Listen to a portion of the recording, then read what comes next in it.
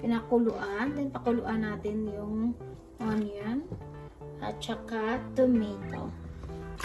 Ayan. Then lagyan natin ng salt.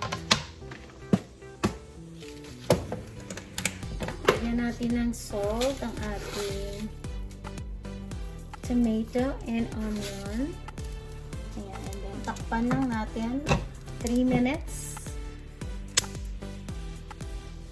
Ayan, after like 3 minutes, pwede na natin ilagay ang ating eggplant or talong. Ayan, and then sabay na rin natin ang ating fish, isda. Ayan. Tapos, lagyan natin ulit ng salt. At saka pepper, paminta, and then nilalagyan ko siya ng ng ginisa mix para may konting lasa lang siya. Kasi parang nagpapasarap siya. Yan, a little bit. Yan.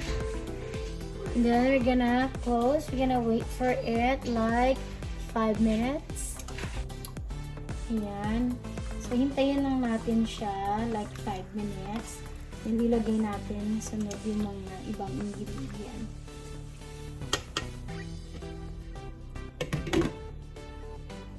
After like 5 minutes, ayan, medyo luto-luto na siya. Ating fish and ang ating talong or eggplant. Ayan. And then, we can put our cabbage. I like the cabbage in the tinola. Ayan, cabbage. And then, while natin ang ating cabbage, may cabbage na siya. Ayan. And then, we could put the alogbate. I bought this at the Asian store. So, that's good na mayroon silang alogbate. I love alogbate. Lagyan natin ang alogbate. Ayan. Pero wala akong katumbal. Or yung mahabang sili pala. Lagay natin yung ating onion leaves. Ayan. Then, let it boil like a couple of minutes. And then, pwede na siya, luto na siya. Tingnan nyo, nag-oily-oily yung fish kasi, siya, fresh siya, tsaka mataba yung isda. Yan. So, we're gonna wait like a minute and then ready to eat. I'm so excited. So, there you go guys. Tapos na po ang aking tinolang isda. Alam ko po na napaka-easy lang magluto ng tinulang isda. Ganun natin dyan. Ayan. Napaka-easy lang po. But, eto po siya.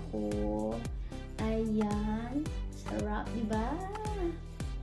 Ayan. Ayan. Alam niyo po, bakit ko po to ginawa? I know it's so easy to us, especially to fellow Filipino. I want to share lang na yung tinolang isda na ginawa kong videos. Kasi, Ni-request lang po ng anak ko, ng panganay ko, and he asked me, Mama, can you make tinolang isda in your cooking videos? Kasi sabi niya, pag nag-move siya daw someday, siya na yung magluluto. Kasi every time na I ask them to cook something, para hindi sila tanong ng tanong sa akin, I always tell them that, hey, watch my cooking videos in my YouTube. And then doon na sila nagre-rely. And he cooked adobo that came from my cooking videos. So mas masarap pa yung adobo niya sa adobo ko. So ayan. So here you go, my son, Lian J. This cooking video is dedicated for you. Ito na yung request mo. And let's try my tinolang isda. And meron pa akong konting rice. Ayan, maliit na rice lang yan. Parang half cup lang yata yan. Try ko po kasi mas masasarap kung may kanin. Sarap kaya kasi ang taba ng isda. Ayan, yung isda po, ang taba ng isda is healthy po yan. Hindi po yan, baka sabihin nyo, oy, ano yung cholesterol nyo kasi maano rin yan ng isda niyan. Hindi po, hindi. Fish, it's healthy, healthy fats. Ayan. Kain po tayo, ang init. Try po natin yung sabaw. Ayan. Ang init.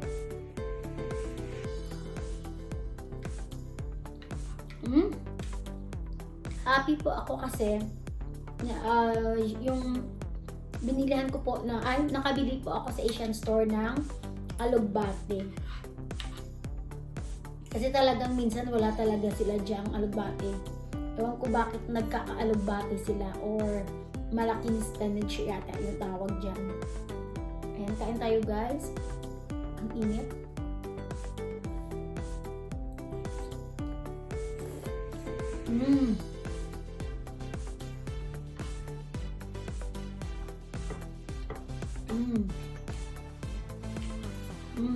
Init. Masarap po ang tinola with maraming vegetable, with a lot of vegetable. Sarap. Sarap po, sarap. Pati yung cabbage, sarap. Ayan. Buti sana kung may malunggay dito. Walang malunggay dito. Sa kapatid ko, sa kay Sister Yes, meron siyang malunggay. Ako wala.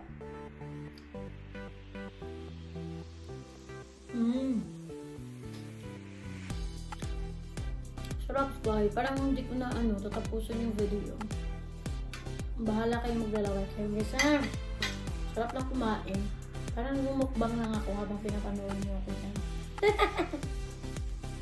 Ayan. Sarap. Napakataba ng sabaw. Napakataba ng sabaw guys.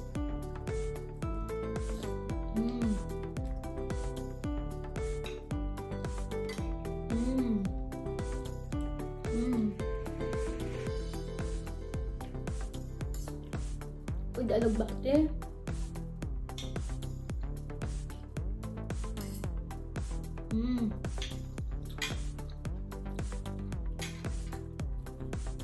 So ayan, tatapusin ko na po itong video na to. Sarap. Ayan. So, one of my healthy dish is tinolang isda. Maraming vegetable, lots of ALOGBATE and cabbage and eggplant, tomato and onion, at saka kung mataba yung isda nyo, sarap talaga. And then, konting rice lang. So, kailangan konting rice. So, once a day na lang ako nag-rice. Hindi naman once a day. Minsan, wala akong rice. So, ngayon, nag-rice ako because I have a tinolang isda. So, there you go, guys. Hopefully, you like the way I cook my tinolang isda. My version of tinolang isda. Nakalimutan ko po yung okra. Nakiyad ko pa yung okra, pero nakalimutan ko po siya. Masarap talaga kapag may okra pa to. Ayan, parang laswa yung tinolang isda, yung kalalabasan niya, but masarap talaga. So there you go guys, thank you for watching my simple cooking of healthy dish at your service. Shalom and have a great day. have a blessed day. Bye. Love you all, guys. Bye.